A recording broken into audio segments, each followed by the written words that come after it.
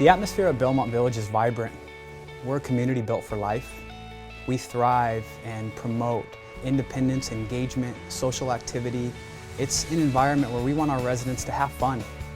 And the beauty of it really is it allows our residents to age in place. They don't need to move. This is home. Good morning. Today it is my honor to introduce Paul Greenwood. He is the Deputy District Attorney here at the San Diego Attorney's Office, and he has been the lead prosecutor for elder abuse for over 20 years now. So we have a lot to talk about today, Paul. Sure, thanks for having me. Oh, thank you for joining us today. And before we get into the questions, we want to talk about Moom. Yes. How is that, am I saying? How's she doing? And tell us about that story a little bit. Yeah, well, a lot of the reason why I've been doing this kind of work for over 20 years is because of my parents. And sadly, I lost my dad, who was 92, about 20 months ago to advanced Alzheimer's, leaving my mother as a widow, who's still amazing me every day at age 93. She lives alone in the town that I grew up in south of England. But the one thing I pledged to her several years ago when Dad eventually moved into a nursing home was that I would stay in touch with her every single day, wherever possible. So at first, Ron, I would phone her every day from here back to England. But for the last 18 months, thanks to the wonders of technology with iPads, and I purchased her a mini iPad. For the last 18 months, I've been FaceTiming my mother every single morning. Awesome. Isn't that fabulous? And I really try to endorse that wherever I go and encourage people of my age with an elderly parent living away from them to stay in touch as frequently as they can. Because as you know, you hear so many stories of people being ripped off, but one of the reasons why they do get ripped off is because their own children have abandoned their responsibility. You know? They live in isolation. They do. In isolation. And the predators seem to know exactly, instinctively, who to target when they suspect that somebody is living in an isolated bubble and they can move in on that person. Well, let's talk about the news of October 2016, where you announced a big arrest of some scammers. Tell us about that and how that came about. Yes, the DA's office had our own October surprise. Yeah, it was good. And it's something that we had to keep under wraps for a long time. How this all came to us was that a former colleague of mine, a former prosecutor, Jim Baker, came to me about 2 years ago, very upset. I could tell something was wrong, and he said, I've just discovered that my mother, of all people, who was 86 at the time, has become the victim of the grandma scam. And I mean, we've heard of that, how the crooks portray themselves as the grandson. I'm in jail, and in this instance, he portrayed himself as being in jail in Peru, and she believed it, and then they worked the scam to the point where she ended up driving all around the county of San Diego, something which she never would have done otherwise, purchasing what we call Green Dot prepaid cards to the tune of $65,000, believing that this was going to help her grandson get out of jail, get out of Peru, and get back to his Coast Guard officer job on the East Coast of America. So when Jim, my friend, found out about it, he was not only just shocked that his mother could fall for it, but also determined to do something about it. So he came to me, I got my office to agree that we should investigate it. And thanks to the amazing work of one of our investigators, he systematically, for about 15 months, tracked all the money, but in doing so, uncovered a labyrinth of a worldwide network of crooks who were doing all this scamming, whether it be the grandma scam, the IRS scam, the jury duty scam, and ultimately it all pointed back to a boiler room in India. So what happened 2 weeks ago, the U.S. Attorney's Office in Houston announced this indictment of all these suspects, including our suspect from Riverside County, as one of 52 people. And when they did their press conference, I went to Bonnie Dimonettiadi and I said, I really think we should do our own press conference just to educate the folks here in San Diego that it can happen to us, but also to give kudos to our own investigator for doing a tireless work for so many months. Well, congratulations, and hopefully it puts a dent. A little dent. We hope so, yes, because that suspect was arrested in Riverside and is now being transported back to Houston, where he will face charges with all the others. And because it's federal, because it crosses state and national lines, the exposure is far greater than what we could have done for Well, him. congratulations on That's pursuing. awesome. Thank you. So there are a number of scams, as you mentioned a few. Yes. Do these scams all have something in common that people can watch for or listen for? Or They do, and primarily it's the weapon of choice is the phone, the telephone, and the trademark is something's going to happen to you or to your family member if you don't do what we need you to do, which is pay money. And it's always somebody pretending to be either a family member or someone in a position of authority, as a sergeant from the sheriff's department or the jury commissioner or the IRS, claiming that you're going to be arrested. And the common denominator is they send out all these phone calls to thousands and thousands of people every day. And of course, many of those fall upon an elderly person living alone at home. And this phone call comes as a bolt out of the blue, and they panic.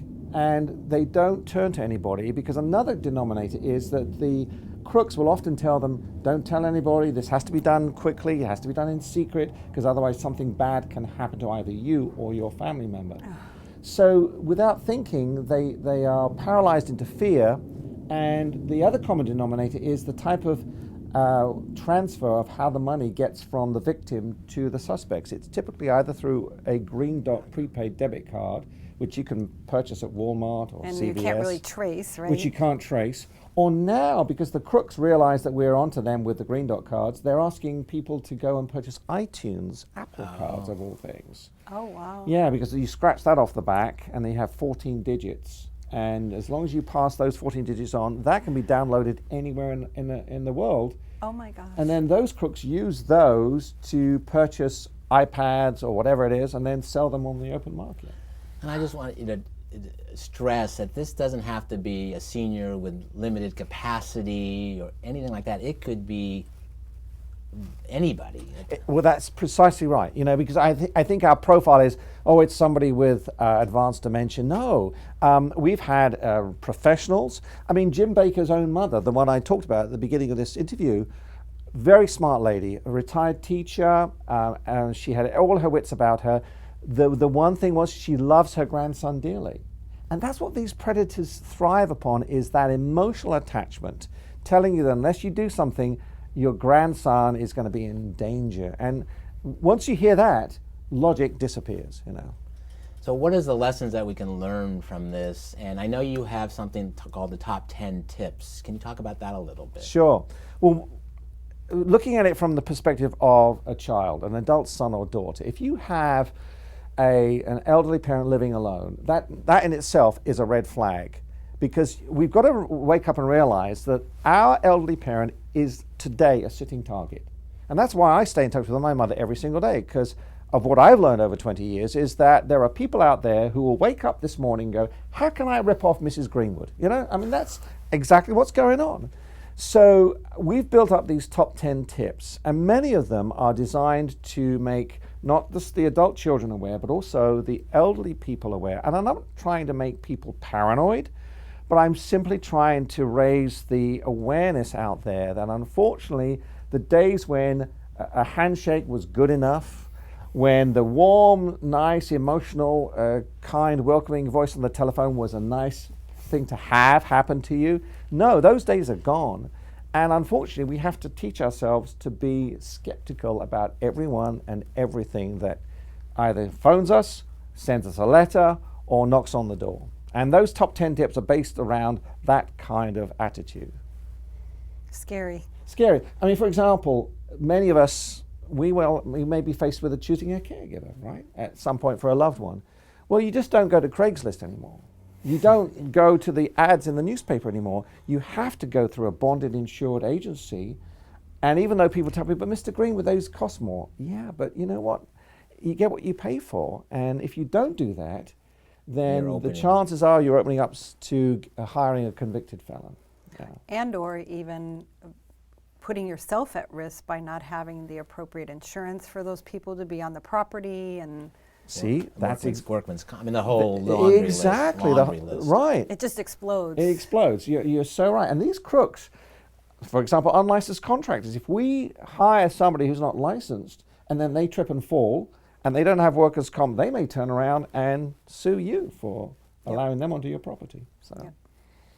So if someone in my family or a dear friend my mother-in-law's gotten the calls. Fortunately, she's been a little tricky herself in that she's gotten the grandma call, I'm in jail, and she'll say, who is this? And the other end of the phone said, well, it's your grandson. And she said, well, which one? Good. And then he hung up on her. Of course.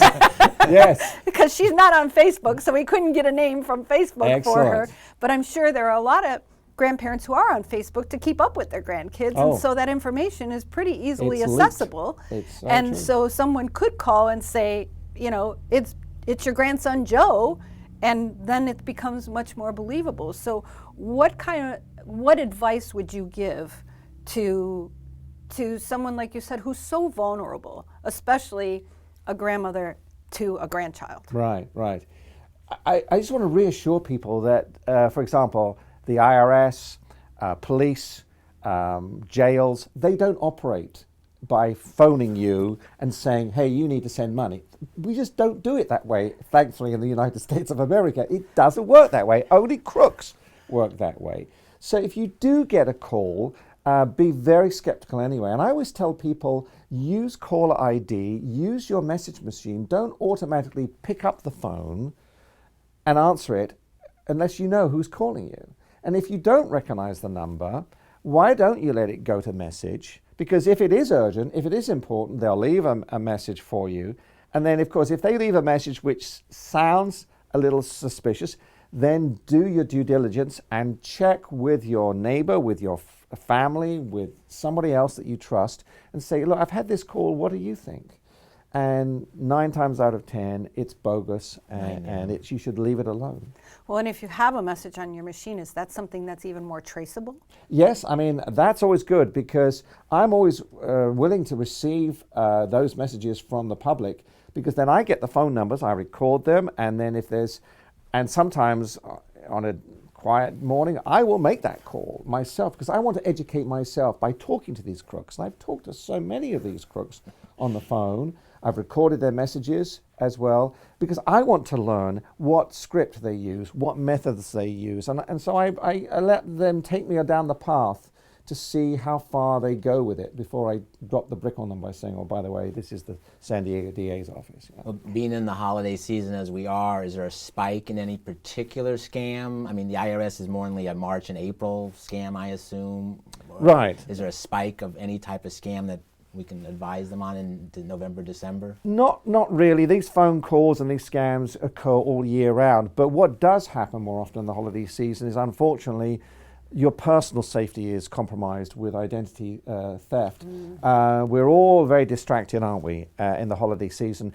And one thing I'm constantly telling elderly, particularly female consumers, is when you go out shopping and you're going and you're thinking 100 miles an hour of what I need to buy, you get distracted very quickly. The predators are out there looking for your purse, sitting in the top part of that cart.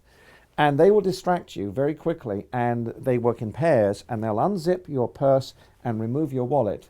And by the time you get to the checkout lane and realize your wallet's missing, it's too late. It's too late. They've long gone. And you know what? They've already gone to the gas station to fill up with gas. They're so quick with these things. So that's what I always tell people at the holiday season. Be much more aware of your surroundings and of your personal belongings, and try not to get too distracted, because the predators are going to be out there in the shopping malls. What relationship should the consumer have, the elderly and the adult child have with the bank and the credit unions today? Great point, Ron. And number one, I really urge these financial institutions to take their responsibilities much more seriously about their obligations to the banks. Call them customers, right? And the credit unions call them members. Because those financial institutions are indeed financially mandated reporters of suspected financial elder abuse. And some institutions, banks and credit unions, do a fabulous job of training their staff to look out. So, for example, victims of the grandma scam or the IRS scam who believe that they need to go to the bank or the credit union and withdraw $5,000 in cash. Now, I'm not being personal here, but when was the last time you and I withdrew $5,000 in cash from any financial institution? I can't think of a time when I ever have. And so any time that happens with an 85-year-old lady walking in asking for $5,000 in cash, or a man, that should immediately put the teller on an alert. And that needs training. So they need to then bring the customer or the member into a private office, sit them down, which is what happened in Jim Baker's mother's case. Finally, the bank sat her down and asked her, has anyone called you? Has anyone said your grandson is in jail? And then that's when it all came to light. We need more bank tellers, more credit union tellers to be taking that responsibility and doing that. So I think institutions need to realize what their responsibility is and to be on the lookout much more for irregularities in the banking of their older customers. And Paul, you traveled the world getting this message out. What words of pearls of wisdom, words of wisdom can you want to convey to the audience today that hopefully can put another dent into this? Be proactive is my key. If your gut tells you that either your mother or father or an elderly grandparent or a neighbor down the street is acting differently, there's a shift in their behavior, because that's what one thing Jim Baker on the grandma scam it says to me, Paul, I should have realized my mother was covering up on something because her whole daily routine was changing. And she was covering up to explain why she wasn't home at a certain time of day or night, because she was driving all the way up to Fallbrook to purchase these Green Dot cards because the crooks were telling her go to different places. If you see a change in that person's behavior, let your gut tell you that's something wrong, and don't be afraid to call Adult Protective Services. We're going to have a number put up there. It's 1-800-510-2020. And unless you are a mandated reporter, you can remain anonymous. And nobody's going to criticize you for making that call. Nobody's going to say, why are you wasting our time? No, I would never say that. So that's my first thing. Go with your gut and be proactive. And secondly, for those adult sons and daughters out there, be more involved in your parents' lives. Stay in touch. Stay in touch if your parents will allow you to. And then thirdly, if you're an older adult, 65 or older, be street smart, be savvy, ask more questions, and don't always react immediately to a phone call, to a letter. Always check with a loved one, with a professional advisor. Check with somebody that you trust and who you respect before you ever commit to anything that's going to cost you money. Thank you for that. And most important, where do you get to spend Christmas this year? Well, we're going to be here in San Diego. Sadly, not with the grandkids. They were with us last year. But thankfully, our daughter and son-in-law who live in England have promised our twin granddaughters, when they turn 5 in February, then they'll come out hopefully for Easter or maybe in the summer. But we will be here. But I always go and try and make a visit to my mum straight after Christmas because my mum thankfully spends Christmas with my older sister, who's very, very good about making sure that Mum's not alone. And then I try to be there in the new year sometimes. So I'll spend a few days with my mum in early January. Fantastic. Paul, thank you for being here today. I hope this message gets to everybody around the country because it's such an important issue and it's growing epidemically every day, as we know. Well, thank you, and I want to thank you both because this is so important to get the word out there through the media. I can't spend my time going around to various places all the time. I need to be in court prosecuting the bad guys. So the message to get out there is so, so important. So thank you for allowing me this opportunity. Our pleasure. Thank you. And stay tuned for more Senior Stay or Go TV.